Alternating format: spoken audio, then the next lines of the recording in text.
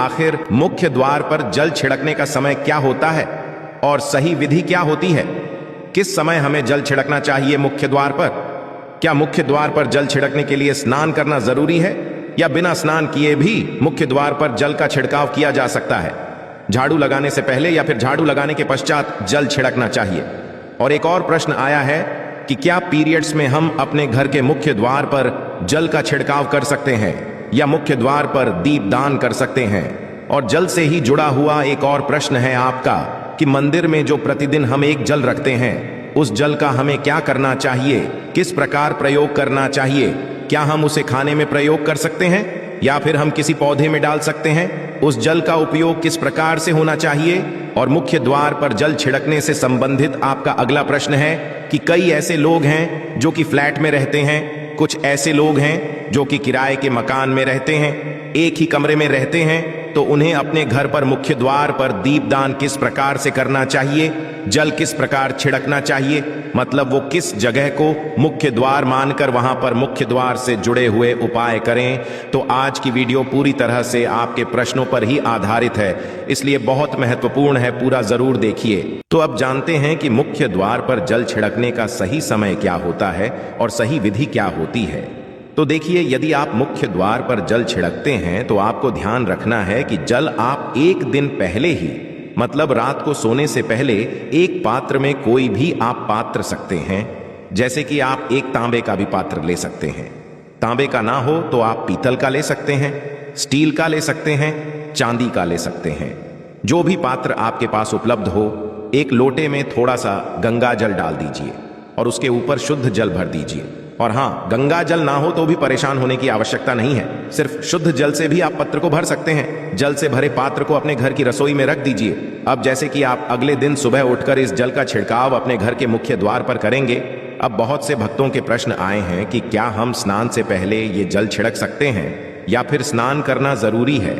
देखिए, मुख्य द्वार पर जो सुबह सवेरे सबसे पहले जल छिड़का जाता है, जैसे कि जो रसोई में रखा हुआ जल होता है, ये एक तरीके से उपाय के तौर पर किया जाता है। घर में किसी भी प्रकार की परेशानी हो, किसी भी प्रकार के दुख दर्द रहता हो, गरीबी हो या फिर कलह क्लेश बहुत अधिक रहता है, मतलब किसी भी प्रकार की नेगेटिव ऊर्जा से आप परेशान हैं, बहुत समय से परेशानियों में ही घिरे हुए हैं, तो ऐसे में घर की रसोई में जल रखा जाता है और यही जल घर के मुख्य द्वार पर सुबह उठकर छिड़का जाता है।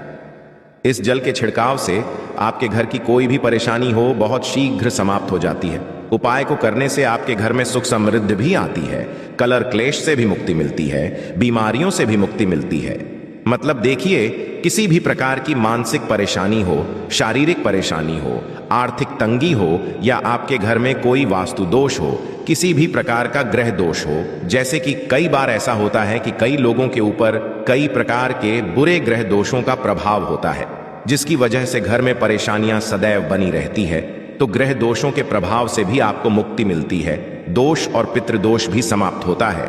इसके साथ ही जैसे कि बहुत से लोगों के प्रश्न होते हैं कि उनके ऊपर किसी ने कुछ कर करा दिया है, उनके परिवार में किसी भी प्रकार की पहले कोई परेशानी नहीं थी, किंतु अभी कुछ समय से परेशानियां लगातार आती ही जा रही हैं और कोई रास्ता नहीं मिल रहा है। परेशानी से निकलने का तो किसी के भी किए कराए, तंत्र मंत्र का प्रभाव हो, किसी की बुरी नजर का प्रभाव हो, तो भी आपके इस उपाय से, मतलब इस एक लोटे जल से, आपकी परेशानी स्वतः ही कुछ दिनों में हो जाती है।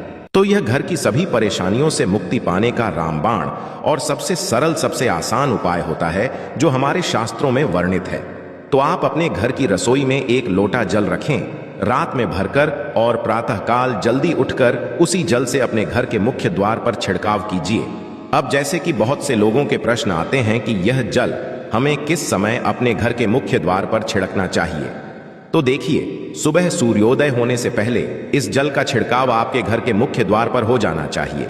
आप चाहे इसके पश्चात आप शुद्ध जल से, मतलब किसी भी दूसरे जल से अपने घर के मुख्य द्वार को धोते हैं तो पश्चात में भी धो सकते हैं, कोई समस्या नहीं है। किंतु इस जल का छिड़काव घर के मुख्य द्वार पर सूर्योदय होने से पहले हो जाना चाहिए।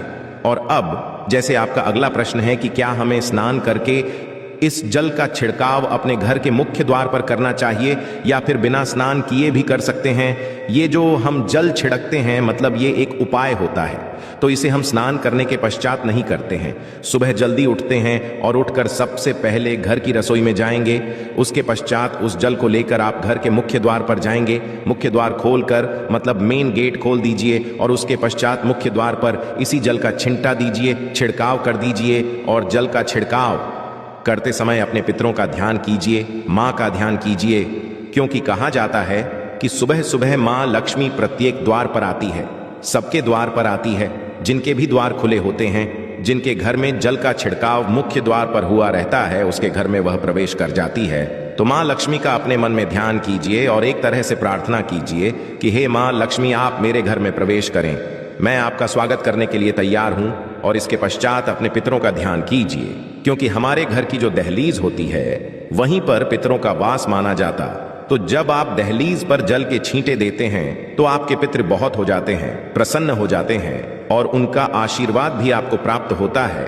तो सुबह जो आप जल छिड़कें, इसके लिए स्नान करने की आवश्यकता नहीं है, बिना स्नान किए भी कर सकते हैं। और अब आपका अगला प्रश्न है कि क्या झाड़ू लगाने के पश्चात हमें जल का छिड़काव करना चाहिए या फिर झाड़ू लगाने से पहले भी जल का छिड़काव कर सकते हैं। देखिए, जैसे मैंने आपको पहले ही बताया, सोकर उठने के पश्चात सबसे पहला कार्य जो आपको करना है वो जल का छिड़काव ही करना है।